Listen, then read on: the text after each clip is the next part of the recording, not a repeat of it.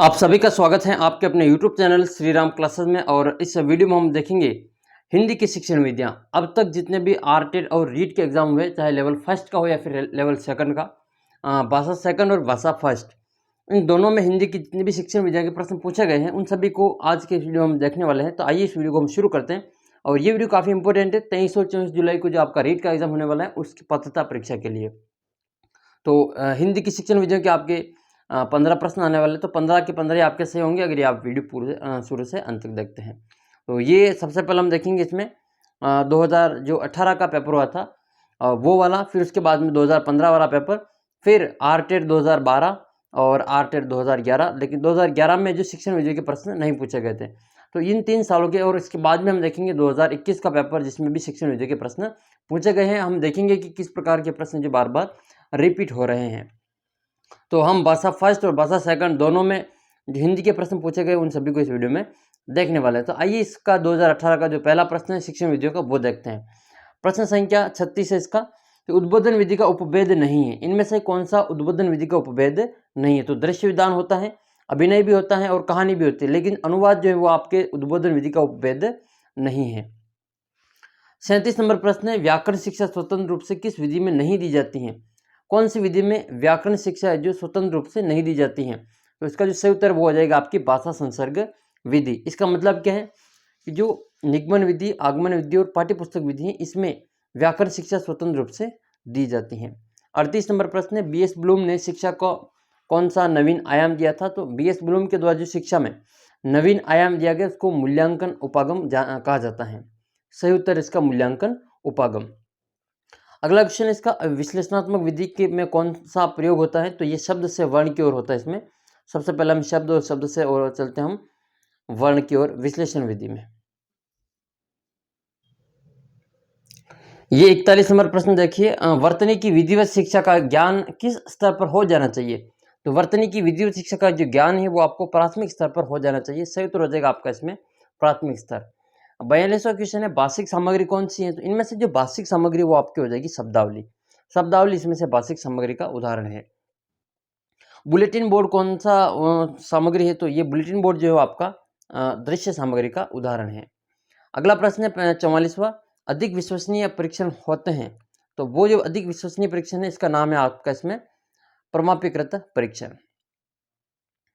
Next 45 number question, CC में व्यापकता का आशय निम्नलिखित में से कौन सा नहीं है? तो इस प्रश्न में जो देखो 2018 में उत्तर इसका अलग माना गया है, जबकि 2021 में जो परीक्षा हुई थी यही प्रश्न रिपीट हुआ था और दोनों में जो प्रश्न के उत्तर अलग अलग माने गए। ये 2018 का पेपर, इसमें प्रश्न का उत्तर माना था प्रश्नों की व्यापकता। 46 नंबर प्रश्न, एक बालक जरूरत से ज़्यादा अपने आप को असमर्थ समझ रहा है और वह हीन भावना ग्रंथि से पीड़ित है और आत्मविश्वास खो बैठा है। एक शिक्षक होने के नाते आप उसका कैसा उपचार करेंगे? तो सही उत्तर हो जाएगा इसका सहानुभूतिपूर्ण इसके साथ में आप व्यवहार करेंगे। वस्तुनिष्ठ प्रश्नों का प्रकार कौन सा इनमें से? तो देखो आलोचनात्मक नहीं है, विश्लेषणात्मक नहीं है और व्याख्यात्मक नहीं है, लेकिन जो मिलान प्रश्न है वो आपके इसमें वस्तुनिष्ठ प्रश्नों के उदाहरण है। मौन पठन का आपको इसमें लाभ बताना है। तो मौन पठन का क्या लाभ है इसमें? मौन पठन स्वाध्याय की प्रवृत्ति को विकसित करता है। मौन पठन हमेशा स्वाध्याय की प्रवृत्ति को विकसित करता है। एक अच्छे मूल्यांकन की विशेषता इनमें से नहीं है। कौन? 3 तो इसमें विशेषता है लेकिन चौथी इसकी विशेषता नहीं है। तो देखो इसमें वैधता है, वस्तुनिष्ठता है, व्यापकता है, लेकिन आत्मनिष्ठता ये एक अच्छे मूल्यांकन की विशेषता नहीं है। अगला क्वेश्चन इसके में कि रचना शिक्षण का उद्देश्य है। तो साहित्य सर्जन की प्रेरणा देना, क्रमबद्धता बनाना, संबद्ध बनाना और व्याकरण सम्मत कार्य करना। तो इस प्रश्न में जो बोनस दिए गए थे क्योंकि चारों चारों जो रचना शिक्षण के उद्देश्य से संबंधित हैं। अब हम 2018 में ही जो लेवल 2 का पेपर हुआ था उसमें लैंग्वेज सेकंड हिंदी के जो 15 प्रश्न शिक्षण विधियों के वो देख लेते हैं। इसका 61 नंबर प्रश्न देखो, किस शिक्षा शास्त्र के अनुसार स्कूल एक बाग है और अध्यापक एक माली है और बच्चे पौधे के समान हैं? तो ये जो कल्पना की गई थी वो फ्रोबेल के द्वारा कहा गया था। करेक्ट आंसर इसका फ्रोबेल। अगला प्रश्न है कि लिखित सामग्री को मन ही मन बिना आवाज के चुपचाप पढ़ना क्या कहलाता है? तो उसको मौन वाचन कहा जाता है। क्या कहते हैं इसको? मौन वाचन। लिखित सामग्री को मन ही मन में बिना किसी आवाज के चुपचाप पढ़ना मौन वाचन कहलाता है। और पठन शिक्षण की दृष्टि से गद्य पाठों के प्रकार बताने तो ये आपके 2 प्रकार के होते हैं। पठन शिक्षण की दृष्टि से ये जो गद्य पाठ है वो आपके 2 प्रकार के होते हैं। अगला प्रश्न है, कविता शिक्षण की किस प्रणाली के अंतर्गत कविता को समझने के लिए वैसे ही या उसके विरोधी दूसरी कविता को प्रस्तुत करके उसका तुलनात्मक अध्ययन कराया जाता है? तो इस विधि को क्या कहा जाता है? इस विधि को कहा जाता है तुलना प्रणाली। क्या कहते हैं इसको? तुलना प्रणाली। खेल विधि को प्रचलित करने का श्रेय किसको दिया जाता है? तो हेनरी कोल्डवेल कुक को खेल विधि को प्रचलित करने का श्रेय दिया जाता है। व्याकरण शिक्षण की किस प्रणाली को विकृत रूप से सुग्गा प्रणाली कहते हैं? क्या कहते हैं? सुग्गा प्रणाली। तो इसको पाठ्य पुस्तक प्रणाली को सुग्गा प्रणाली के रूप में भी जाना जाता है। तो करेक्ट आंसर हो जाएगा इसमें सुग्गा प्रणाली का पाठ्य पुस्तक प्रणाली। सहयोग और निगमन तो दोनों एक जैसी है। 67 नंबर क्वेश्चन है इसमें, इस विधि में मातृभाषा के माध्यम से किसी नवीन भाषा को पढ़ाया जाता है और यह कौन सी विधि के संदर्भ में कहा गया है? तो देखो, प्रत्यक्ष विधि में तो मातृभाषा का प्रयोग नहीं किया जाता है डायरेक्ट मेथड में। जिस भाषा को पढ़ाया जाता है उसी माध्यम में उसको भी पढ़ाया जाता है, सिखाया जाता है। तो ये मातृभाषा का प्रयोग परोक्ष विधि में किया जाता है। सही उत्तर हो जाएगा इसमें परोक्ष विधि। अगला क्वेश्चन है, जिस प्रकार एक चित्रकार के लिए तुलिका और फलक वांछनीय है, ठीक उसी प्रकार उससे भी कुछ अधिक अध्यापक के लिए श्यामपट्ट और खड़िया के टुकड़े का महत्व है। ये दोनों वस्तुएं सफल अध्यापक की सतत संगिनी है। उपयुक्त कथन निम्नलिखित में से किसका है? ये जो कथन दिया गए हैं श्यामपट्ट और फलक से संबंधित, खड़िया से संबंधित, तो ये पंडित सीताराम चतुर्वेदी का है। सही उत्तर हो जाएगा इसका पंडित सीताराम चतुर्वेदी। 69 नंबर क्वेश्चन आपके सामने है, कविता शिक्षण की प्रश्नोत्तर प्रणाली को और किस नाम से जाना जाता है? तो प्रश्नोत्तर प्रणाली को खंडान्वयन प्रणाली के रूप में भी जाना जाता है। सही उत्तर हो जाएगा प्रश्नोत्तर प्रणाली का खंडान्वयन प्रणाली। भाषा की दृष्टि से रचना के कितने रूप हैं? तो भाषा की दृष्टि से रचना के 2 रूप हैं। कितने रूप हैं? 2 रूप हैं, मौखिक और लिखित। 71 नंबर क्वेश्चन है, भाषा में निदानात्मक परीक्षण वह परीक्षण है जिसके द्वारा अनुसंधानकर्ता छात्र के भाषागत दोषों को खोजता है और जो अपने स्कूल के विषय में सामान्य प्रगति नहीं कर पाते हैं। ये जो परिभाषा दी गई है निदानात्मक परीक्षण की, वह सोनेल की परिभाषा है। किसकी परिभाषा? ये सोनेल की परिभाषा है। अगला क्वेश्चन है, लिखाई का कार्य पढ़ाई के कार्य से पूर्व होना चाहिए क्योंकि लिखाई पढ़ाई की अपेक्षा सरल है। लेखन शिक्षण के संदर्भ में ये किसका मत है? तो जो चारों कौशल है भाषा शिक्षण के, उनमें सुनना, बोलना, पढ़ना और लिखना। सामान्यतः ये पढ़ते हैं हम सुबोपली, ठीक है, सुबोपली, सुबोपली, ये क्रम हम पढ़ते हैं। लेकिन एक ऐसे इसमें मत देने वाले हैं जिनका नाम है श्रीमती मारिया मोंटेसरी। इनके द्वारा सुनना, बोलना, पहले लिखना और फिर बाद में आएगा पढ़ना। तो पहले लिखना बाद में पढ़ना, ये मारिया मोंटेसरी के द्वारा कहा गया था। तो सही उत्तर हो जाएगा इसमें मारिया मोंटेसरी। किसी बड़ी वस्तु के छोटे नमूने को क्या कहते हैं? तो उसको प्रतिमूर्ति कहते हैं, इसको मॉडल कहते हैं। अंग्रेजी में इसको क्या कहते हैं? मॉडल कहते हैं। तो किसी बड़ी वस्तु के छोटे नमूने को मॉडल कहते हैं। जिस वस्तु को कक्षा में लाना संभव नहीं हो, बताना संभव नहीं, तो उसकी छोटी आकृति बना के जो हम बताते हैं तो वह उसका मॉडल कहलाता है। जैसे कोई चित्र हो गया या फिर उसकी आकृति हो गई, वो मॉडल के रूप में काम ले सकते हैं। जैसे हम बच्चों को ताजमहल बताना चाहते हैं, लेकिन ताजमहल है जो हम कक्षा में नहीं ला सकते, तो उसका फोटो हम कक्षा में बता सकते हैं, या फिर ऐसी कोई इसकी छोटी आकृति ताजमहल जैसी की आकृति वो बच्चों को बताएंगे, वो प्रतिमूर्ति के रूप में गिनी जाएगी। 74 नंबर क्वेश्चन है, निम्नलिखित में से उपन्यास शिक्षण का कौन सा उद्देश्य नहीं है? इनमें से कौन सा उपन्यास शिक्षण का उद्देश्य नहीं है? तो छात्रों को स्वस्थ मनोरंजन की ओर उन्मुख करना ये तो है, छात्रों को द्रुत गति से मौन वाचन का अभ्यास कराना ये भी है, भाषा एवं शैली के प्रचलित रूपों को परिचित कराना ये भी है। इसका मतलब अभिनय में निपुणता प्रदान करना ये उपन्यास शिक्षण का उद्देश्य नहीं है। अगला क्वेश्चन 75 नंबर है, इनमें से कौन सी रचना शिक्षण की विधि नहीं है? तो प्रवचन विधि तो है, निर्देशन विधि भी है, प्रश्नोत्तर विधि भी है, लेकिन भाषा संसर्ग विधि जो है वो आपके रचना शिक्षण की विधि नहीं है। ये हमने 2018 के जो लेवल सेकंड की जो भाषा फर्स्ट और भाषा सेकंड की हिंदी पूछी गई थी, उसके 15-15 शिक्षण विधियों के प्रश्न पूछे गए थे, यानी कि इस में हमने 30 प्रश्नों की चर्चा की। अब हम 2015 वाले पेपर को देखते हैं, उसमें हम लैंग्वेज फर्स्ट और लैंग्वेज सेकंड हिंदी के 15-15 प्रश्न शिक्षण विधियों के देखते हैं। ये 2015 L2 का पेपर है और हिंदी का, इसमें भाषा फर्स्ट के 30 प्रश्न हैं, इसमें हम 15 प्रश्न शिक्षण विधियों के देखेंगे। और अगर आपका रिस्पॉन्स अच्छा रहा तो आगे भी हम शिक्षण विधियों के प्रश्न इसी प्रकार अपलोड करते रहेंगे। संस्कृत के भी आपके लिए लेकर आने वाले हैं, साथ ही पर्यावरण, विज्ञान, गणित और सामाजिक के भी हम शिक्षण विधियों के अलग से वीडियो आपके उपलब्ध करवा दिए जाएंगे। तो ये भाषा फर्स्ट है, 2015 का पेपर है, L2 का हिंदी का, 15 प्रश्न शिक्षण विधियों के। 31वां प्रश्न आपका इसमें है कि सस्वर वाचन का अभ्यास कराने के लिए सबसे उपयुक्त साधन क्या है। सस्वर वाचन का अभ्यास कराना है तो सबसे उपयुक्त साधन हो जाएगा आपके सामूहिक वाचन। सामूहिक वाचन ही सस्वर वाचन का अभ्यास कराने का सबसे अच्छा उपयुक्त साधन माना गया है। नेक्स्ट क्वेश्चन है, मौन वाचन कब से शुरू करना चाहिए। तो मौन वाचन की शुरुआत तीसरी कक्षा से कर देनी चाहिए। मौन वाचन की शुरुआत कहाँ से करनी चाहिए, तीसरी कक्षा से। साइलेंट रीडिंग किसकी रचना है, ये किताब का नाम लिखा हुआ है, साइलेंट रीडिंग मौन वाचन से संबंधित है, ये ब्राइन की किताब है। सही उत्तर हो जाएगा इसका ब्राइन। ब्राइन के द्वारा लिखी गई किताब है साइलेंट रीडिंग। रेडियो की सीमाओं को कौन सा श्रव्य साधन दूर कर सकता है। तो इनमें से जो टेप रिकॉर्डर है वो रेडियो की सीमाओं को दूर कर सकता है। बाकी जो इसमें ग्रामोफोन, इसमें जो दे रखा है ग्रामोफोन श्रव्य साधन है। इसके अलावा जो प्रश्न इसमें ऑप्शन में दे रखा है टेप रिकॉर्डर, ये भी आपका श्रव्य साधन ही है, और लिंगवा फोन भी आपका श्रव्य साधन ही है। नेक्स्ट है इसमें प्रश्न संख्या 35, लिंगवा फोन कैसा शैक्षिक उपकरण है। हमने ऊपर चर्चा की, यह श्रव्य साधन का उदाहरण है। लिंगवा फोन श्रव्य साधन का उदाहरण है। अगला प्रश्न 36वां प्रश्न, जिस उद्देश्य के लिए परीक्षण तैयार किया गया है वह यदि वह उसकी पूर्ति करता है तो वह क्या कहलाएगा। तो वह वैध परीक्षण कहलाएगा। जिस उद्देश्य के लिए परीक्षण तैयार किया जाता है और उस उद्देश्य की अगर वह परीक्षण पूर्ति कर देता है तो वह वैध परीक्षण कहलाता है। उपलब्धि परीक्षा निर्माण में समंकन योजना बनाने का उद्देश्य क्या है। जो हम समंकन योजना बनाते हैं उपलब्धि परीक्षण निर्माण में, तो जो समंकन योजना बनाने का उद्देश्य वो उसका उद्देश्य बताना है। तो निर्णय संबंधी असंगति को दूर करने में सहायता प्रदान करता है, प्रश्नों की संख्या को निर्धारित करता है, छात्रों की कठिनाइयों का निर्धारण करता है। इसका मतलब उपरोक्त सभी है। सीसी प्रणाली में A+ या A1 जो ग्रेड है वो A1 ग्रेड, ये कितने प्रतिशत अंक प्राप्त करने वाले छात्रों को प्रदान की जाती है। तो 91 से 100 के बीच में जो A1 ग्रेड, ये दो पुराना प्रश्न पत्र है और पुरानी ग्रेडिंग प्रणाली के आधार पर इसका उत्तर है जो 91 से 100 हो जाएगा। तो 91 से 100 इसका मतलब A1 ग्रेड। 39 नंबर प्रश्न है, उपचारात्मक शिक्षण का उद्देश्य क्या है। तो छात्रों का पिछड़ापन दूर करना उपचारात्मक शिक्षण का मुख्य उद्देश्य होता है।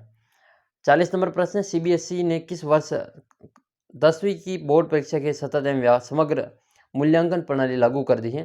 तो ये 2010-11 में इसको लागू कर दिया था। CC जो है लागू किया गया था CBSE की ओर से कक्षा 10 में, वो 2010-11 के सत्र में इसको लागू किया गया था।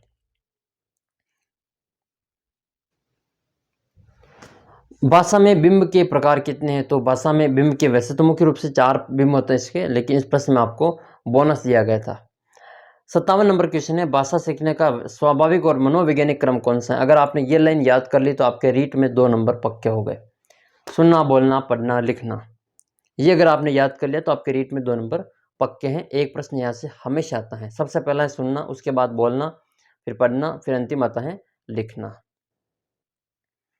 भाषा शिक्षण के सिद्धांत कौन कौन से। तो इसमें सभी सिद्धांत भाषा शिक्षण के ही हैं। प्रेरणा का सिद्धांत भी है, क्रिया द्वारा सीखने का सिद्धांत भी है और जीवन से जोड़ने का सिद्धांत भी है। उपरोक्त सभी इसका करेक्ट आंसर है। भाषा दक्षता विकास का विकास किया जा सकता है तो उच्च शुद्ध उच्चारण के माध्यम से भी कर सकते हैं, लिपि और वर्तनी का सही ज्ञान करा करके और शब्द रचना का ज्ञान कराकर भाषा दक्षता का विकास किया जा सकता है। इसका मतलब उपरोक्त सभी इसका बिल्कुल करेक्ट आंसर है।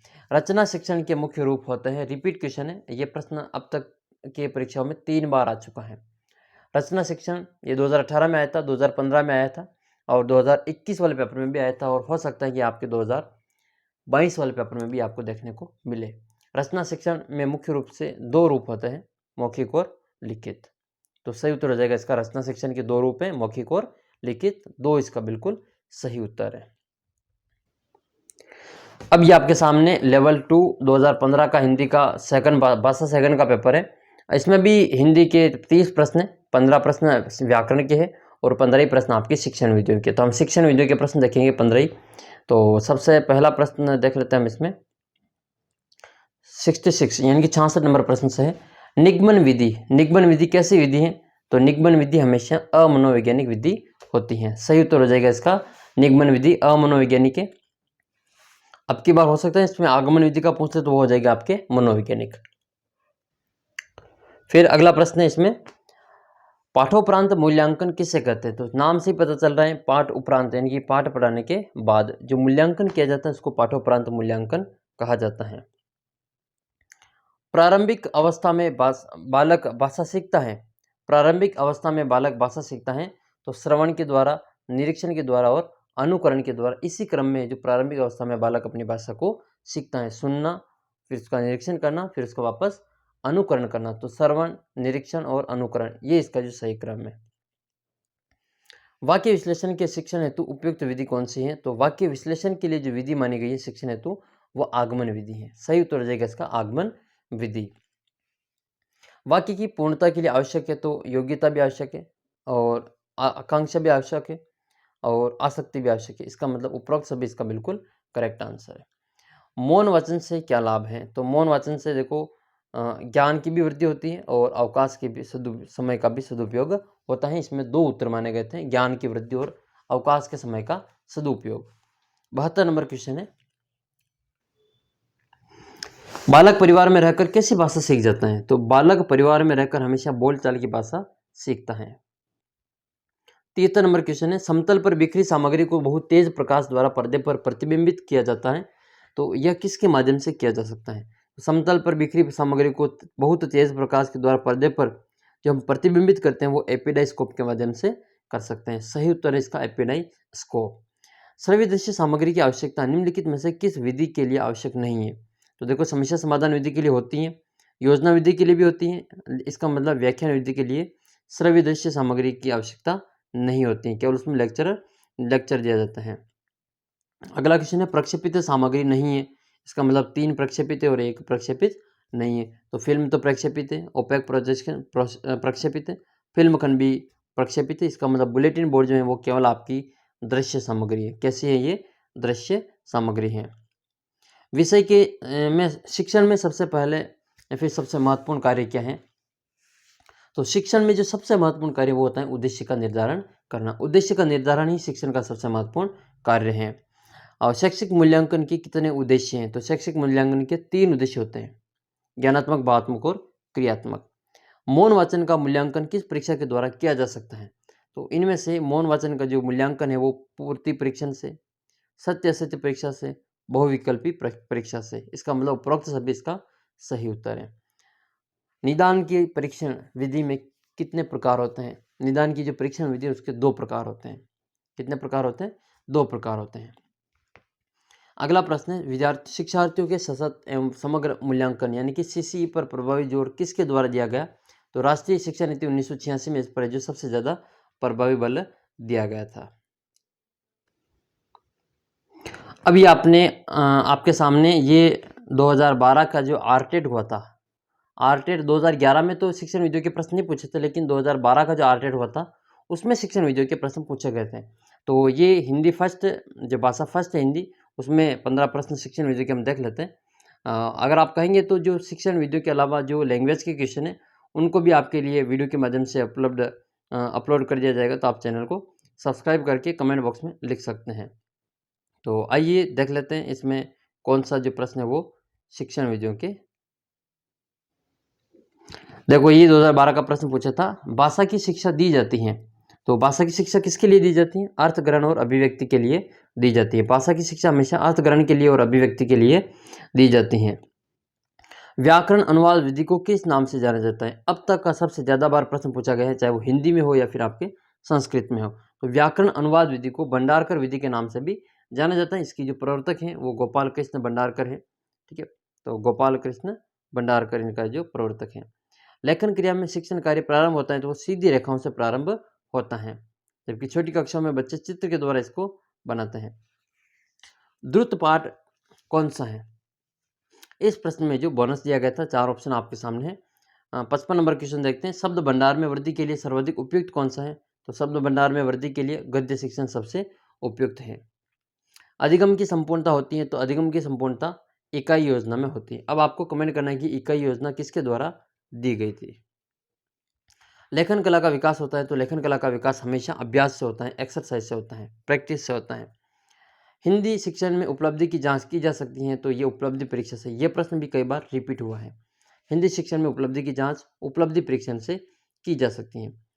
सतत एवं समग्र एवं सतत मूल्यांकन, तो इसमें जो दे रखे ऑप्शन, इसमें शिक्षक और शिक्षार्थी के निकट संबंध आवश्यक है, शिक्षण के दौरान भी संभव है, और इन दोनों के द्वारा ही विद्यार्थी के व्यक्तित्व का विकास संभव होता है। तो बी, सी और डी तीनों इसके करेक्ट आंसर हैं। उपचारात्मक शिक्षण के लिए आवश्यक नहीं है, तो उपचारात्मक शिक्षण के लिए शिक्षण की विधि को स्थायी रखना आवश्यक नहीं है, बाकी विद्यार्थी की किसी भी गलती की अवहेलना नहीं करना, पहले निदानात्मक परीक्षण कर लेना, ये दोनों तो आवश्यक हैं, लेकिन शिक्षण विधि को स्थायी रखना ये आवश्यक नहीं है। अब हम 2012 लेवल 2 लैंग्वेज 2 भाषा के जो हिंदी भाषा के 15 प्रश्न हैं शिक्षण विधियों के, वो देख लेते हैं।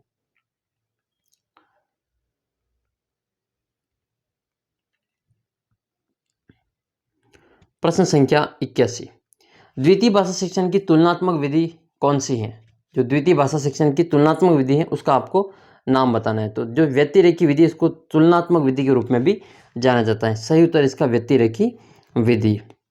मौन वाचन का प्रकार नहीं है, तो इसमें से संवेद जो वाचन है वो मौन वाचन का, अच्छा इसमें से केवल एक ही है जो मौन वाचन का प्रकार है, वो है व्यक्तिक वाचन। बाकी संवेद वाचन, द्रुत वाचन, अनुकरण वाचन, ये सभी मौन वाचन के प्रकार नहीं है। किसका संबंध बोलने के कौशल के विकास से नहीं है? तो प्रतिलिपि जो है इसमें बोलने के कौशल से संबंधित नहीं है, क्योंकि इसमें नकल की जाती है, लिखा जाता है। बाकी शुद्ध उच्चारण, कविता पाठ और सस्वर वाचन तीनों ही बोलने के कौशल से संबंधित हैं।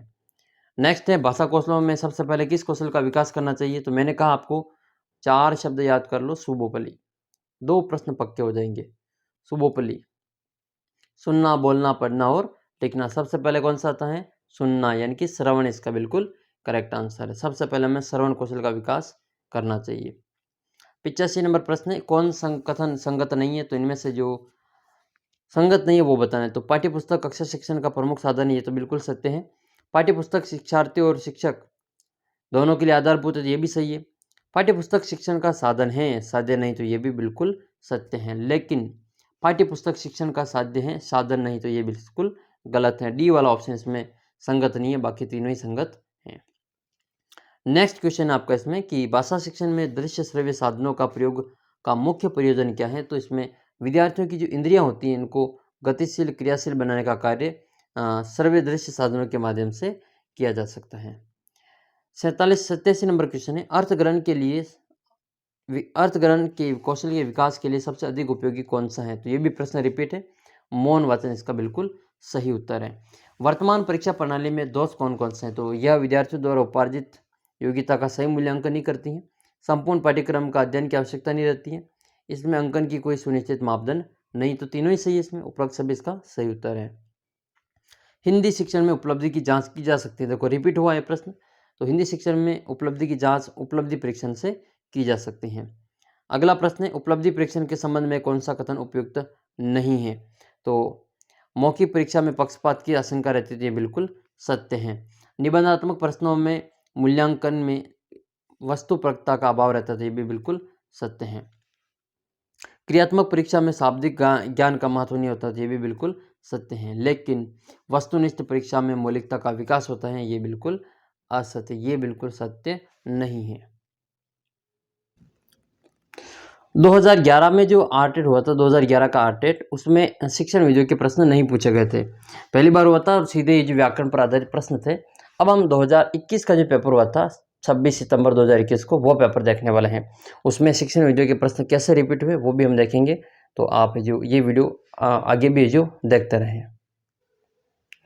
देखो ये आपके सामने जो पेपर है वो आपका रीट 2021 का पेपर है, जो 26 सितंबर 2021 को हुआ था। ये लैंग्वेज फर्स्ट लेवल 2 का पेपर है। इसमें शिक्षण विधियों के प्रश्न देखेंगे। देखो अब तक हमने कौन कौन से पेपर देख लिए। एक तो देखा था हमने आरटेट, लास्ट जो पेपर देखा था वो आरटेट 2012 का पेपर था। इससे पहले हमने रीट, ठीक है, रीट 2018 का और 2015 का पेपर हमने देखा था। अब 3 पेपर से ही कितने प्रश्न देखना आपके रिपीट हो जाएंगे। मैं आपको गिनाऊंगा कि कौन कौन से प्रश्न आए हुए हैं और कौन कौन से प्रश्न नए हैं। अगर आप ये वीडियो भी पूरा देख लेंगे तो आपके कम से कम शिक्षण वीडियो के 10 से ज़्यादा प्रश्न, 10 प्लस प्रश्न आपके शिक्षण वीडियो के सही हो जाएंगे। और ऐसा ही हम करने वाले हैं संस्कृत के लिए। अगर आपको अच्छा लगा ये प्रयास तो आप कमेंट करके ज़रूर बताना। मैं आपके लिए संस्कृत का जो शिक्षण वीडियो का पेपर है, वीडियो है, वो भी लेकर आने वाला हूँ। साथ ही आए हुए सभी प्रश्नों के अब तक के पेपर हैं वो सभी हम यहाँ पर सॉल्व करेंगे, ताकि आपको इस बारे में जानकारी मिल सकेंगी कि आपके जो पेपर हैं वो किस प्रकार से रिपीट होते हैं। तो आइए देख लेते हैं प्रश्न संख्या 47। देखो पेपर ये प्रश्न संख्या 51 है कि निम्नलिखित में से कौन सा शिक्षा शास्त्री पढ़ाने से पहले सिखाने के पक्ष में है। तो देखो पहले लिखने से पहले सीखने के पक्ष में है। तो ये जो दिया गया था ये मारिया मोंटेसरी के द्वारा कहा गया था कि सुबोपली जो मैंने बताया था आपको, सुनना, बोलना, पढ़ना और लिखना। तो लिखना है जो पहले बताया था मारिया मोंटेसरी ने। यह प्रश्न पहले भी आया हुआ है। 52 नंबर प्रश्न है कि मौन पठन का लाभ क्या है। तो इसका उत्तर कौन सा हो जाएगा? स्वाध्याय की प्रवृत्ति विकसित होती है। ये भी प्रश्न है जो रिपीट है। बुलेटिन बोर्ड किस प्रकार की सामग्री है? तो बुलेटिन बोर्ड जो है वो आपका दृश्य सामग्री का उदाहरण है। कौन सा इसमें? दृश्य सामग्री का उदाहरण है। ये प्रश्न भी रिपीट है। उस समय मैंने कहा था कि ये प्रश्न सीसी की में व्यापकता का आशय कौन सा नहीं है। तो इसमें उस समय जो माना था वो उसमें प्रश्नों की व्यापकता माना था, लेकिन अब की बार जो माना है वो दायरे की व्यापकता माना है। तो बोर्ड किस प्रश्न में क्या कब मान लेता है पता नहीं चलेगा, लेकिन अधिकतर प्रश्न के उत्तर वही होते हैं जो पहले माने गए हैं। कुछ प्रश्नों में ऐसा हो सकता है। वर्तनी की विधिवत शिक्षा का ज्ञान किस स्तर पर दिया जाना चाहिए, होना चाहिए? तो ये प्राथमिक स्तर पर होना चाहिए। ये भी है जो रिपीट क्वेश्चन है। नेक्स्ट है रचना शिक्षण का उद्देश्य नहीं है। तो विविध भाषाओं का ज्ञान कराना, ये ऑप्शन केवल चेंज किया गया है। उसमें बोनस दिया गया था, चारों उत्तर उसमें सही थे, लेकिन इस बार इसमें ये एक ऑप्शन चेंज कर दिया है, विविध भाषाओं का ज्ञान कराना रचना शिक्षण का उद्देश्य नहीं है। बाकी 3 ऑप्शन वही है जो पहले पूछे गए हैं। अभिक्रमित अनुदेशन विधि में सम्मिलित हैं। तो ये स्वगति का सिद्धांत है वो इसमें सम्मिलित है। ये प्रश्न नया है, बाकी अब तक के सभी प्रश्न रिपीट है। ये देख सकते हैं कि इसमें से कौन सा सस्वर वाचन का भेद नहीं है। इनमें से कौन सा सस्वर वाचन का भेद नहीं है? तो इसमें आदर्श, गहन वाचन, अनुकरण वाचन, संवेद वाचन। ये प्रश्न जो आधा प्रश्न पहले आया हुआ है और आधा बिल्कुल नए ऑप्शन आधे इसमें आ रखे हैं, आधे इसमें नहीं है। लेकिन 59 नंबर जो प्रश्न है एक अच्छे मूल्यांकन की विशेषता नहीं है। तो ये प्रश्न भी जो रिपीट है, इसमें से आत्मनिष्ठता है वो इसमें मूल्यांकन की विशेषता नहीं है। वस्तुनिष्ठ प्रश्न का प्रकार कौन सा है? तो इसमें मिलान करना, ये ऑप्शन तक नहीं बदले, ये मिलान करना बिल्कुल सत्य है। ये 10 प्रश्न थे, 10 में से 8 प्रश्न पुराने पेपर में से पूछे गए। आपने 2012 का पेपर देखा, 2015 का और 2018 का, तीनों में से आपके 10 में से 8 प्रश्न सही हो रहे हैं। 2 प्रश्न आप तुक्के लगाएंगे तो भी आप अंदाज से इसमें सही कर जाएंगे। थोड़ा सा इसमें आप जो सही कर सकते हैं। तो शिक्षण वीडियो के प्रश्न आसान ही पूछे जाते हैं। ये भाषा सेकंड है, हिंदी ही है, और इसमें भी हम शिक्षण वीडियो के प्रश्न हैं वो हम देख लेते हैं। और ये जो वीडियो है वो आपके लिए काफ़ी हेल्प करेगा। आपके जो 26 और 27 तारीख 23 और 24 तारीख को जो आपके रीट का पेपर होने वाला है उसके लिए। किंडरगार्टन शिक्षण पद्धति, ये जो शब्द है किंडरगार्टन शिक्षण पद्धति में प्रयुक्त जो किंडरगार्टन शब्द है इसका अर्थ क्या है? तो बच्चों का उद्यान है, इसका बिल्कुल सही उत्तर है। नेक्स्ट है मौखिक अभिव्यक्ति की दक्षता में सहायक है, यह अभी पूछा हुआ है। वाद विवाद इसका बिल्कुल सही उत्तर है। जीवन के प्रारंभिक दौर में मातृभाषा सीखने का प्रमुख स्रोत कौन सा है? तो वो है आपका परिवार। परिवार ही जैसा होता है जो मातृभाषा सीखने का प्रमुख स्रोत होता है। वाचन शिक्षण का उद्देश्य कौन सा है? इनमें से वाचन शिक्षण का उद्देश्य कौन सा है? तो प्रत्येक शब्द पर उचित बल देकर पठन शक्ति का विकास करना, ये वाचन शिक्षण का उद्देश्य है। नेक्स्ट है भाषा प्रयोगशाला शिक्षक के स्थान पर प्रतिस्थापित नहीं है। यह वाक्य असत्य है, सत्य है, स्पष्ट है या अनुपयुक्त है? तो भाषा प्रयोगशाला शिक्षक के स्थान पर प्रतिस्थापित नहीं है, तो ये थोड़ा अस्पष्ट है। क्या है ये? अस्पष्ट है। 82 नंबर क्वेश्चन है बाह्य पाठ्यपुस्तक का बाह्य गुण कौन सा है? तो इनमें से पाठ्यपुस्तक का जो बाह्य गुण है वो हो जाएगा आपका इसमें शीर्षक। जो शीर्षक है वो बाह्य गुण में आता है। बाकी विषय वस्तु, भाषा और शैली तीनों इसके आंतरिक गुणों के नाम हैं। निम्नलिखित में से श्रव्य उपकरण कौन सा है? तो ग्रामोफोन, ये पूछा हुआ पहले से ही, ग्रामोफोन के बारे में पूछा था, ये किस प्रकार का उपकरण है? अब की बार पूछा है कि श्रव्य उपकरण कौन सा है? वस्तुनिष्ठ परीक्षा में सम्मिलित हैं, तो ये भी प्रश्न आया हुआ है। मिलान पद की परीक्षा करना, ये वस्तुनिष्ठ परीक्षा का उदाहरण है। विद्यार्थी के सतत लगातार मूल्यांकन हेतु उपयुक्त परीक्षा पद्धति को क्या कहा जाता है? तो उसको सतत और व्यापक मूल्यांकन पद्धति कहा जाता है। नेक्स्ट है, निदान का महत्व नगण्य है यदि उसके अनुसार बच्चों का उपचार नहीं किया जाता है, तो निदान का कोई मतलब नहीं रह जाता। अगला प्रश्न है इसमें कि भाषाई कौशल के निर्धारित पक्षों में कौन सा उपयुक्त नहीं है? तो देखना, सुनना, बोलना, पढ़ना। याद करो सुबोपली, सुनना, बोलना, पढ़ना और लिखना, इनमें से कौन सा नहीं आता है? तो देखना इसमें नहीं आता, तो यही अपना उत्तर हो जाएगा। खेल विधि को प्रचलित करने का श्रेय वैसे ऑप्शन उठा के दे रखें, हेनरी कॉल्डवेल को, किसका बिल्कुल सही उत्तर है। तो ये शिक्षण विधियों के प्रश्न थे। इसका एक और प्रश्न है कि व्याकरण शिक्षण की किस प्रणाली को विकृत रूप से सुग्गा प्रणाली भी कहते हैं?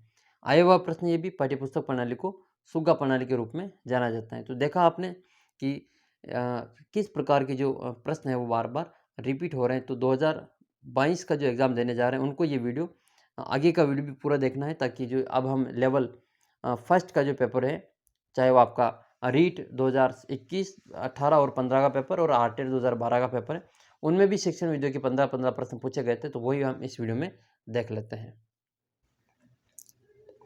ये आपके सामने लेवल फर्स्ट का पेपर है, हिंदी भाषा फर्स्ट 2017 का जो रीट का पेपर हुआ था, उसमें हम शिक्षण विधियों के प्रश्न देख रहे हैं। तो 39 नंबर प्रश्न देखिए, लिखना सिखाने से पूर्व बालकों को चित्रकला सिखाना चाहिए, क्योंकि अक्षर भी चित्र ही है। यह मत, इस मत का समर्थन किसने किया? तो इस मत का समर्थन जो बेसिक शिक्षा के प्रवर्तक हैं महात्मा गांधी, इनके द्वारा इस मत का समर्थन किया गया था। हर्बर्ट उपागम के पद कितने पद हैं? तो उसके 5 पद हैं। पंचपदी जो दी गई थी हर्बर्ट उपागम की, वो हर्बर्ट के द्वारा दी गई थी। शिक्षण में इकाई का संप्रत्यय किसकी देन है? तो ये इकाई की जो दी गई थी वो, इसमें थोड़ा सा कन्फ्यूजन लग रहा है, इसमें ब्लूम गलत लिखा है, ये मॉरिसन के द्वारा दिया गया था। इकाई जो संप्रत्यय वो मॉरिसन के द्वारा दिया गया था। आपको इसका उत्तर कमेंट करना है कि इकाई जो संप्रत्यय है वो किसके द्वारा दिया गया था, ब्लूम के द्वारा या फिर मॉरिसन के द्वारा। थोड़ा सा कन्फ्यूजन है, बाकी इसका सही उत्तर है जो मॉरिसन है। भाषाई कौशल में लिखित अभिव्यक्ति का रूप है, तो लिखित अभिव्यक्ति का रूप है लिखना, ये वही है, सुनना, बोलना, पढ़ना और लिखना। ड का उच्चारण स्थान, तो ये हो जाएगा आपका मुर्दा। पाठ्यपुस्तक का अध्ययनात्मक पक्ष कौन सा है? तो ये इसमें गलत दे रखा है, प्राकथन जो है वो आपका अध्ययनात्मक पक्ष होता है, जिसका पढ़ा जा सकता है। वैचारिक सामग्री जो है वो आपके, इसमें ये भी गलत दे रखा है, इसमें वैचारिक सामग्री है वो आपके मूल विषय वस्तु, इसका बिल्कुल सही उत्तर है। नेक्स्ट है, श्रव्य दृश्य साधन का उदाहरण कौन सा है? तो जो चलचित्र है वो आपके श्रव्य दृश्य साधन के उदाहरण है। श्रव्य दृश्य साधन का उदाहरण है चलचित्र। नाटक का संबंध किस ज्ञानेंद्रिय से? तो ये कान और आंख दोनों से जो नाटक का संबंध होता है। नेक्स्ट है, सत्र की समाप्ति पर प्रयुक्त मूल्यांकन कौन सा है? तो जो संकलनात्मक मूल्यांकन है वो सत्र की समाप्ति पर किया जाने वाला मूल्यांकन है। अगला क्वेश्चन है इसमें, ब्लूप्रिंट।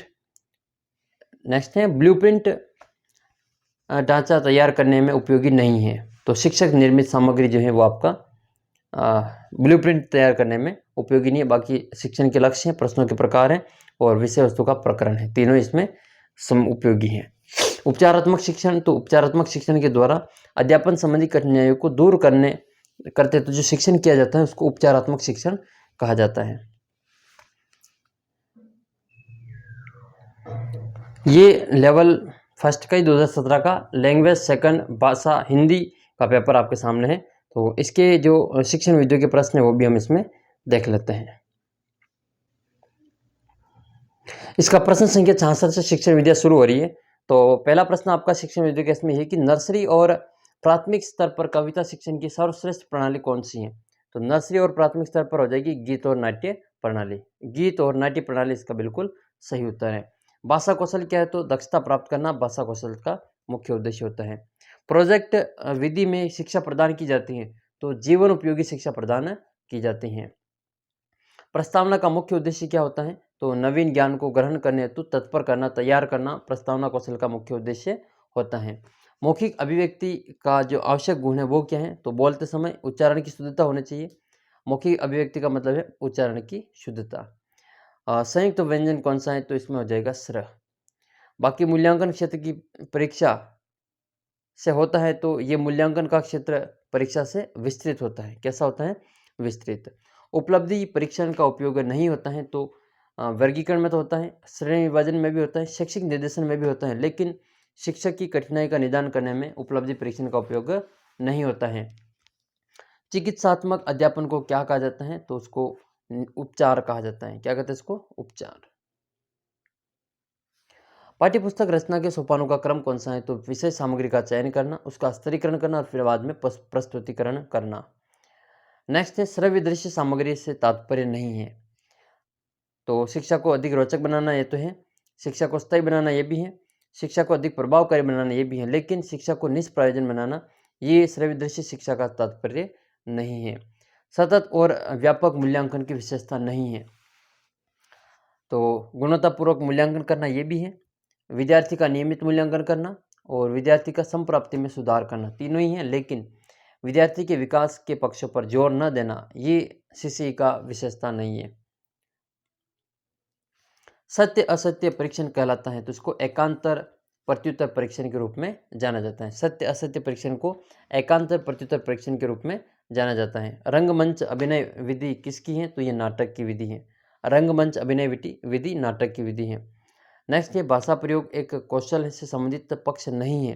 तो भाषा एक सामाजिक व्यवहार है ये तो है, भाषा अभ्यास गम्य है ये भी है, भाषा अनुकरणात्मक है ये भी है, लेकिन भाषा ज्ञान गम्य है ये इससे संबंधित नहीं है। तो ये हमने 2017 का पेपर देखा, अब हम 2015 का पेपर देखने वाले हैं। तो ये है आपके सामने रीट 2015 भाषा सेकंड का पेपर आपके सामने है। देखते हैं इसके शिक्षण वीडियो के महत्वपूर्ण प्रश्न। पहला प्रश्न इसका शिक्षण वीडियो का, प्रश्न पत्र निर्माण करने से पूर्व निम्न में से किस प्रपत्र को तैयार करना आवश्यक है? तो आप जान गए होंगे इसका उत्तर ब्लूप्रिंट है, ब्लूप्रिंट। नेक्स्ट है दृश्य श्रव्य दृश्य सामग्री नहीं है। देखो चलचित्र तो है, दूरदर्शन भी है, ड्रामा भी है, लेकिन छायाचित्र इसका उदाहरण नहीं है। श्रव्य दृश्य सामग्री का उदाहरण छायाचित्र नहीं है। मौखिक अभिव्यक्ति कौशल को विकसित करने का सशक्त माध्यम पहले आया हुआ है तो इसका उत्तर हो जाएगा वाद विवाद। मूल्यांकन का आवश्यक गुण है तो वस्तुनिष्ठता है, विश्वसनीयता है, वैधता है। उपयुक्त सभी इसका बिल्कुल करेक्ट आंसर है। भाषा दक्षता का प्रारंभिक कौशल सुनना, बोलना, पढ़ना, लिखना, तो सुनना इसका बिल्कुल करेक्ट आंसर है। भाषा शिक्षक का विशेष अनिवार्य गुण है तो वो है आपका शुद्ध उच्चारण। नेक्स्ट है उपलब्धि परीक्षण निर्माण का चरण नहीं है। तो शैक्षिक उद्देश्य को लिखना तो है, प्रश्न निर्माण करना भी है, समांकन योजना तैयार करना भी है, लेकिन छात्रों की कमियों के कारण जानना ये इसमें आपके नहीं आता है। 68 नंबर क्वेश्चन है भावात्मक पक्ष हेतु जो उपयुक्त मापनी है वो कौन सी है? तो वह आपके अभिवृत्ति मापनी। भावात्मक पक्ष के मापन हेतु अभिवृत्ति मापनी का प्रयोग किया जाता है। भाषा का जो मुख्य कौशल है वो कौन सा है? तो लिखना भी है, पढ़ना भी है और बोलना भी। उपरोक्त सभी इसका करेक्ट आंसर है। योजना विधि शिक्षण विधि के प्रवर्तक कौन है? तो ये योजना विधि जिसको हम प्रोजेक्ट मेथड भी कहते हैं, ये किसके द्वारा दी गई थी? तो ये आपके W.H. किलपैट्रिक के द्वारा दी गई थी। 86 नंबर प्रश्न की छोटे बालकों की जो कल्पना शक्ति उसको विकसित करने का सशक्त माध्यम क्या है? तो परियों की कहानियों के द्वारा इसमें कल्पना शक्ति का विकास किया जाता है। भाषा शिक्षण का सिद्धांत है तो ये रिपीट क्वेश्चन है। प्रेरणा का सिद्धांत है, क्रिया द्वारा सीखने का सिद्धांत है, जीवन से जोड़ने का सिद्धांत है। इसका मतलब उपरोक्त सभी बिल्कुल करेक्ट आंसर है। भाषाई कौशल ये जो दे रखा है सुनना, बोलना, पढ़ना, लिखना का विकास किस कक्षा तक पूर्ण हो जाना चाहिए? यही प्रश्न पिछली बार आया था। तो प्राथमिक स्तर यानी कि कक्षा 5 तक है जो इसमें पूर्ण हो जाना जरूरी है। छात्र की मौखिक अभिव्यक्ति की योग्यता का मूल्यांकन करते समय निम्न में से क्या आवश्यक है? शुद्ध उच्चारण, उचित गति, व्याकरण सम्मत भाषा का प्रयोग, यानी कि उपरोक्त सभी इसका करेक्ट आंसर है। अंतिम प्रश्न ये कि श्रवण कौशल को विकसित करने के लिए सबसे उपयुक्त जो इसमें से दी गई जो विधि प्रणाली है उसका नाम बताना है। तो वो है आपके इसमें खेल प्रणाली। खेल प्रणाली के माध्यम से श्रवण कौशल को विकसित किया जाता है। तो ये 90 प्रश्न तक यानी कि लैंग्वेज सेकंड 2015 के पेपर में हिंदी के। अब हम भाषा फर्स्ट के जो 15 प्रश्न शिक्षण विधियों के हैं वो देख लेते हैं। ये हिंदी भाषा फर्स्ट है, 2015 का लेवल फर्स्ट का पेपर है। पहला प्रश्न आपका इसमें कि लिखित अभिव्यक्ति का साधन नहीं है, इनमें से कौन सा लिखित अभिव्यक्ति का साधन नहीं है? तो देखो, पत्र लेखन तो है लिखित अभिव्यक्ति में, निबंध भी है, नाट्य लेखन भी है, वाद विवाद मौखिक अभिव्यक्ति का साधन है। 32 नंबर क्वेश्चन है, बालकों को लिखना सिखाने से पहले क्या आवश्यक है? तो लेखन संबंधी बालकों के मन में जिज्ञासा उत्पन्न करना आवश्यक है। प्रिंट मीडिया में सम्मिलित नहीं है, तो इनमें से समाचार पत्र तो है, पत्रिकाएं भी है, विद्यालय पत्रिकाएं भी है, लेकिन पाठ्य पुस्तक जो है वो आपकी प्रिंट मीडिया में सम्मिलित नहीं है। SIT का ये पूरा नाम क्या है? SIT ये क्या है? तो ये उपग्रह अनुदेशात्मक दूरदर्शन प्रयोग का नाम है। सही उत्तर इसका उपग्रह अनुदेशात्मक दूरदर्शन प्रयोग। वस्तुनिष्ठ प्रश्नों की उपयोगिता का प्रमुख कारण क्या है? तो उसमें निष्पक्ष मूल्यांकन है जिसमें सही उत्तर है। विचारों की अभिव्यक्ति, अच्छी अभिव्यक्ति किस प्रकार के प्रश्नों में हो सकती हैं? तो वो होता है आपके निबंधात्मक प्रश्नों में अपने विचारों की अभिव्यक्ति अच्छी प्रकार से हम कर सकते हैं। किसने मूल्यांकन प्रक्रिया को त्रिमुखी बताकर त्रिकोण के रूप में व्यक्त किया था? तो ये BS ब्लूम के द्वारा है जो इसको त्रिमुखी प्रक्रिया बताया गया था। उपचारात्मक शिक्षण के द्वारा, ये प्रश्न भी रिपीट है, छात्रों की कमजोरियों को दूर करके, कमजोरियों का निदान करके उसे दूर करने हेतु शिक्षण करते हैं। उच्चारण सुधारने का कार्य किन कक्षाओं में करना चाहिए? तो ये लगभग तीसरी बार या चौथी बार प्रश्न आया हुआ है, रिपीट हुआ है। तो प्रारंभिक कक्षाओं में, प्राथमिक कक्षाओं में, कक्षा 5 तक है जो उच्चारण सुधारने संबंधी कार्य कर लिया जाना चाहिए। ये प्रश्न जो व्याकरण के हैं, तो व्याकरण का अलग से वीडियो बनाएंगे, आप चैनल को सब्सक्राइब करके रख लेना। मैं आपके लिए इसी प्रकार से जो व्याकरण के प्रश्नों का भी पूरा मैराथन वीडियो आपके लिए लेकर आने वाला है, तो वो वीडियो भी आप ज़रूर देखिए, उसके लिए चैनल को सब्सक्राइब करें। हिंदी भाषा शिक्षण की विधि है, तो अनुकरण भी है, आगमन निगमन भी है और भाषा प्रयोगशाला भी है। इसका मतलब उपरोक्त सभी इसका करेक्ट आंसर है। ग्रह कार्य का मुख्य उद्देश्य क्या है? तो पढ़ाए गए पाठ का दोहरान करने का अवसर देना, यह ग्रह कार्य का मुख्य उद्देश्य होता है। भाषा शिक्षण के उपागम कितने? तो भाषा शिक्षण के 2 उपागम होते हैं, एक तो पाठ संसर्ग उपागम और एक रचना शिक्षण उपागम। अब प्रश्न पूछा जा सकता है कि भाषा शिक्षण के कितने उपागम होते हैं? भाषा शिक्षण के 2 उपागम होते हैं, पाठ संसर्ग उपागम और रचना शिक्षण उपागम। नेक्स्ट है, छात्रों में शब्द भंडार में वृद्धि के लिए उपाय कौन सा है? तो शब्दकोश का उपयोग भी सही है, छात्रों में स्वाध्याय की प्रवृत्ति को बढ़ाना भी सही है, और शिक्षक द्वारा अच्छे और नए शब्द का उपयोग करना ये भी सही है। उपरोक्त सभी इसका करेक्ट आंसर है। आगमन विधि के रूपों की संख्या है, तो आगमन विधि के 2 रूप है। अब आपको एक प्रश्न का उत्तर कमेंट करना है कि निगमन विधि के कितने रूप हैं? निगमन विधि के कितने रूप हैं? आगमन विधि के तो 2 रूप हैं, निगमन विधि के रूपों की संख्या आपको नीचे कमेंट बॉक्स में लिखनी है। शिक्षण कौशल का उपयोग किया जाता है, तो कक्षा के अंदर भी किया जाता है, कक्षा के बाहर भी किया जाता है। ये आपके सामने 2012 का आरटेड का पेपर है, इसमें हम भाषा सेकंड हिंदी के जो शिक्षण विधि के प्रश्न हैं वो हम इसमें देखेंगे। तो सबसे पहले हम देखते हैं इसमें प्रश्न संख्या 63, पाठ्यपुस्तक की विषय वस्तु का प्रस्तुतिकरण नहीं होना चाहिए। तो पाठ्यपुस्तक की जो विषय वस्तु का प्रस्तुतिकरण है वो हमेशा कठिन से सरल की ओर, ये ज्ञात से ज्ञात की ओर होना चाहिए, स्थूल से सूक्ष्म की ओर भी होना चाहिए, सरल से कठिन की ओर होना चाहिए, लेकिन कठिन से सरल की ओर नहीं होना चाहिए। पहले सरल फिर बाद में कठिन। 64 नंबर प्रश्न की भाषा प्रयोगशाला में नहीं होता है, तो मोबाइल फ़ोन नहीं होता है, बाकी टेप रिकॉर्डर होता है, माइक्रोफोन होता है, वीडियो रिकॉर्डर होता है, लेकिन मोबाइल फ़ोन उसमें नहीं होता है। उच्चारण कौशल की परीक्षा किससे ली जा सकती है? तो मौखिक परीक्षा के माध्यम से ली जा सकती है। कौन सा कथन सही नहीं है? तो इनमें से जो पहला ऑप्शन है विषय वस्तुनिष्ठ प्रश्नों की द्वारा समृद्धि की परख की जाती है, ये सही है। वस्तुनिष्ठ प्रश्नों में मूल्यांकन पक्षपात रहित होता है, ये भी सही है। वस्तुनिष्ठ प्रश्नों से भाषा विषय कमजोरियों को जाना जा सकता है, तो ये इसमें गलत है ये। और बाकी वस्तुनिष्ठ प्रश्नों का निर्माण समय साध्य होता है, ये इसमें जो ये भी गलत है, तो दोनों इसमें गलत है, बाकी दोनों ऊपर वाले सही हैं। उपचारात्मक शिक्षण में नहीं होना चाहिए, तो उत्साहवर्धन तो होना चाहिए, अभ्यास भी होना चाहिए, सहानुभूति भी होनी चाहिए, लेकिन उपहास नहीं होना चाहिए। अगला प्रश्न आपके, भाषा शिक्षण की श्रुत लेखन अभ्यास विधि का प्रमुख उद्देश्य नहीं है। देखो, वर्तनी को दोष को दूर करना भी है, शुद्ध लेखन की क्षमता का विकास करना भी है, नवीन शब्दों का ज्ञान प्राप्त करना भी है।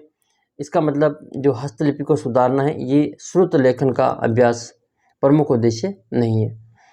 भाषा शिक्षण की जो सूत्र विधि उसका मूल स्रोत कौन सी भाषा है? ये संस्कृत भाषा है। लेखन और उच्चारण के लिए अनुकरण विधि उपयोगी है, तो ये प्रारंभिक स्तर तक उपयोगी है। प्राथमिक स्तर पर वाचन का मुख्य उद्देश्य क्या है, तो उच्चारण क्षमता का विकास करना। ये प्राथमिक स्तर की वाचन का मुख्य उद्देश्य होता है। इनमें से बाकी जो है वो आपके वापस ये शिक्षण विधियों के प्रश्न के अलावा जो व्याकरण के प्रश्न हैं वो हैं। ये लेवल फर्स्ट 2012 का हिंदी का पेपर है, भाषा फर्स्ट का। तो इसकी भी जो शिक्षण विधियों के प्रश्न पूछे गए थे वो हम देख लेते हैं।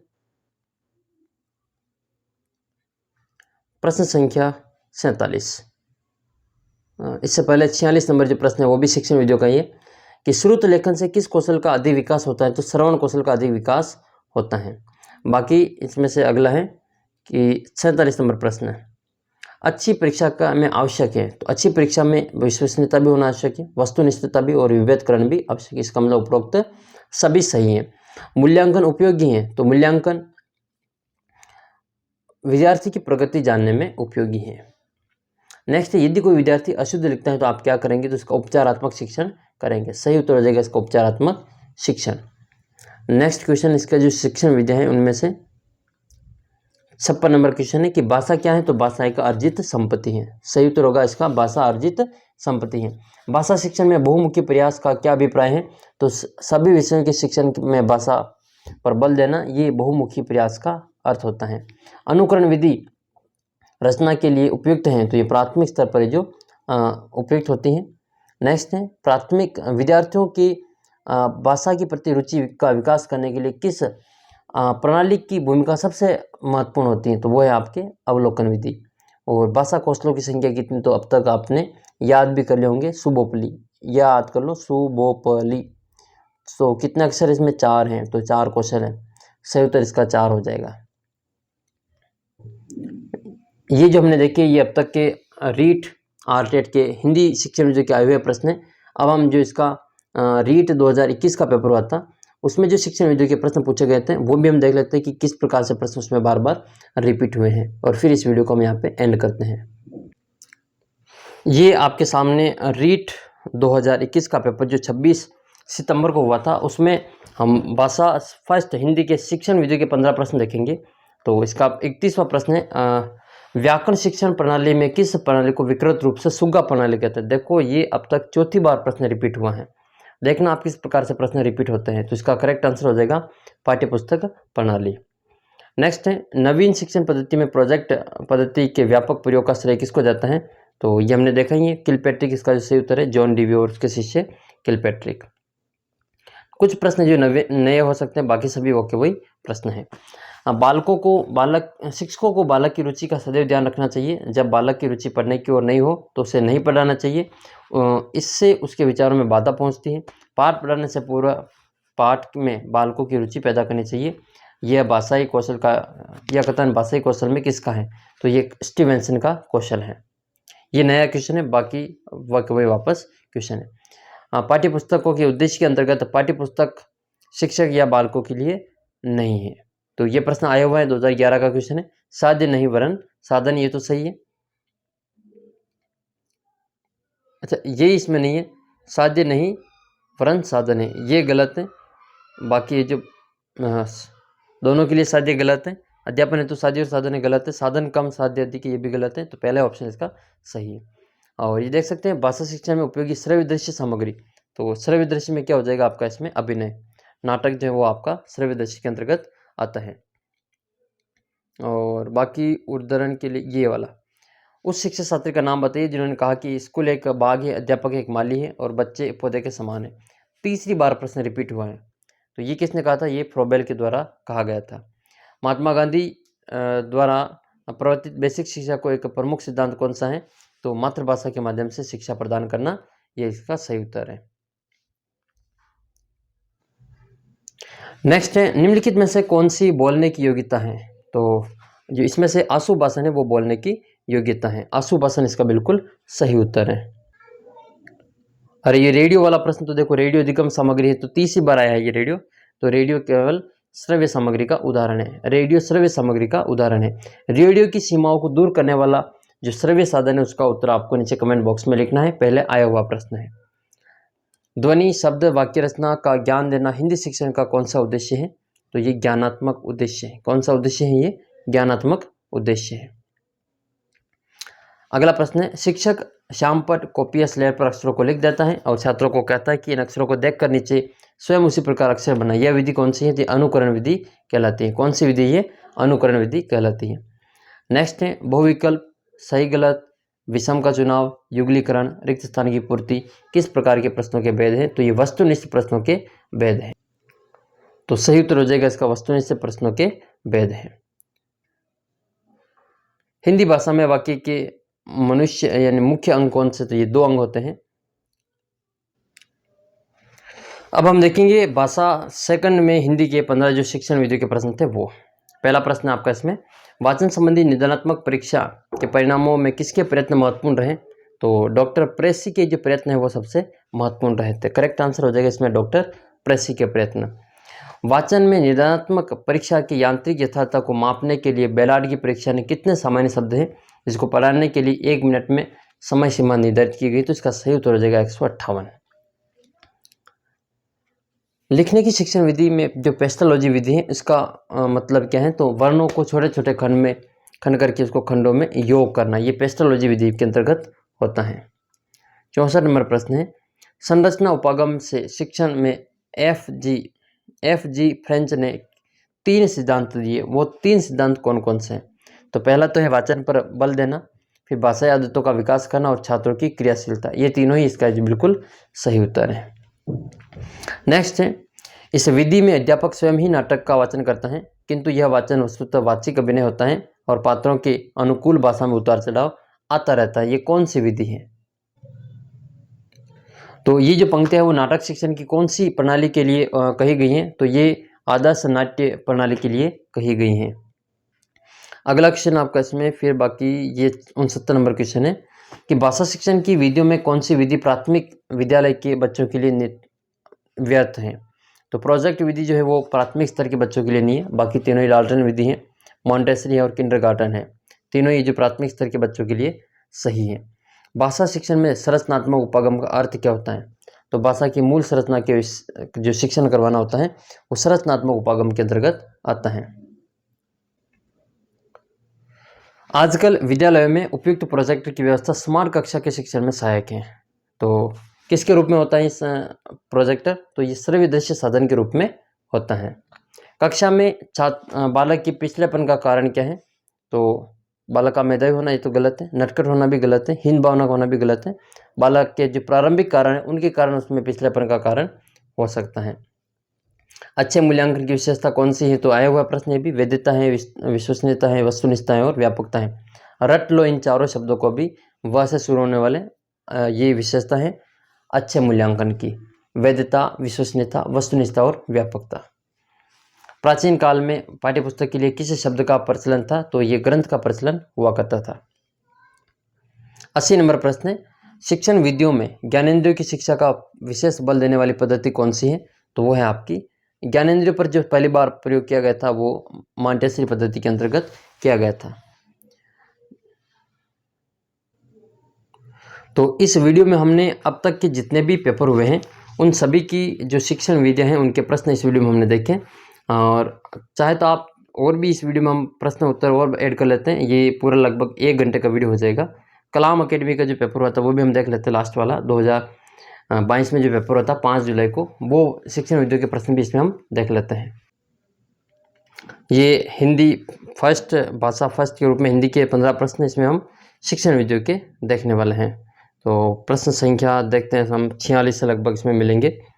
नेक्स्ट है ये 46 में ही है कि वह कथा जो मूल कथा में आए वाक्यांश के लिए एक शब्द है, तो ये अंतर्गत है प्रश्न संख्या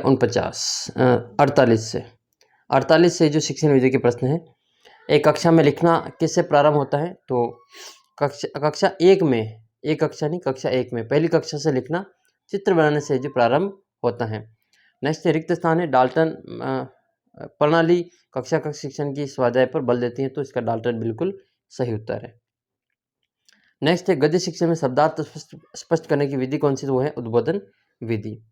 असत्य कोड की आपको पहचान करनी, तो देखो शिक्षा प्राप्ति का आकलन योगात्मक सही है, शिक्षण प्रक्रिया के दौरान आकलन रचनात्मक सही है, शिक्षण प्रक्रिया से पूर्व छात्रों का शैक्षणिक स्तर आकलन, नियोजन आकलन सही है। तीसरा जो ऑप्शन है इसमें गलत है, अधिगम के लिए आकलन सारांशात्मक आकलन नहीं होता है। 52 नंबर प्रश्न है, पाठ्यपुस्तक का आंतरिक गुण कौन सा है? उसमें हमारे जो पूछा गया था पहले वो बाह्य गुण पूछा था, इसमें आंतरिक गुण पूछा था। आंतरिक गुण क्या होगा? इसमें भाषा हो जाएगा। भाषा इसका आंतरिक गुण है, बाकी तीनों इसके बाह्य गुण हैं। प्रक्षेपी प्रकार का शिक्षण सामग्री कौन सी है? तो मायादीप जो है इसमें आपका वो प्रक्षेपी शिक्षण सामग्री का उदाहरण है। व्याकरण अनुवाद विधि को किस नाम से जाना जाता है? कितनी बार आ चुका है यह प्रश्न? तो ये आपका भंडारकर विधि के रूप में इसको जाना जाता है। इसके प्रवर्तक कौन है? कमेंट बॉक्स में ज़रूर लिखना।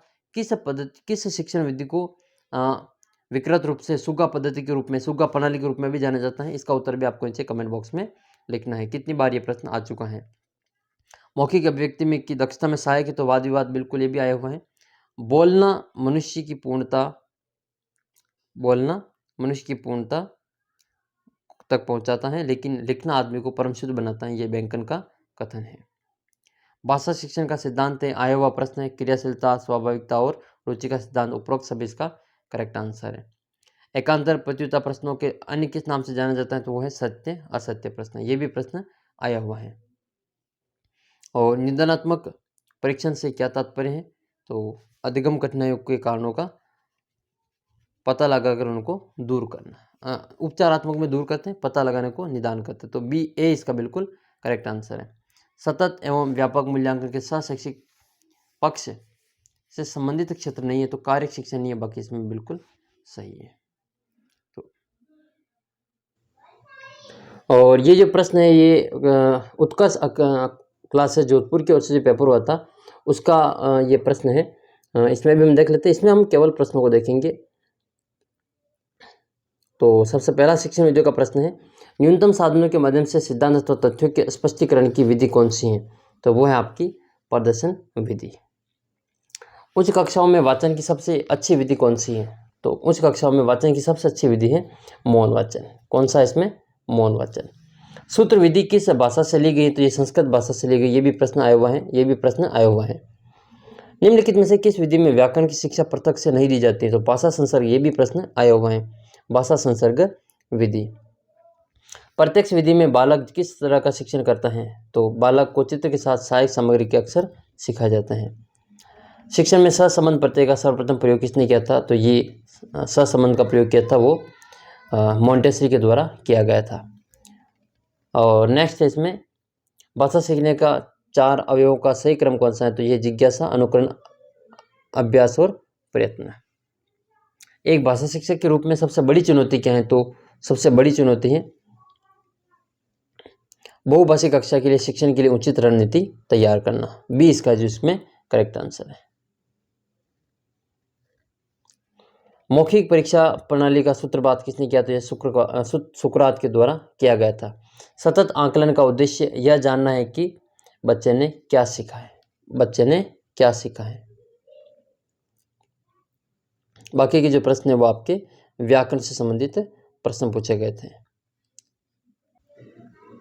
भाषा सेकंड के भी 15 प्रश्न व्याकरण के अलावा जो शिक्षण विधियों के वो हम देख लेते हैं। तो सबसे पहला है इसमें भाषिक तत्वों, ध्वनि, शब्द और वाक्य के प्रयोगात्मक और क्रियात्मक शिक्षण के प्रमुख उपागम कितने होते हैं? तो इसका उत्तर आपको पता हो तो आप कमेंट करना। 2, 4, 8 और 5। वैसे इसका उत्तर 2 है, लेकिन सही उत्तर क्या है उसका उत्तर आपको कमेंट करना है। अगला प्रश्न है, इकाई विधि का प्रवर्तन किसने किया? तो ये मॉरिसन के द्वारा किया गया था। आगमन विधि किस ओर चलती है? तो आगमन विधि जो है वो विशिष्ट से सामान्य की ओर चलती है।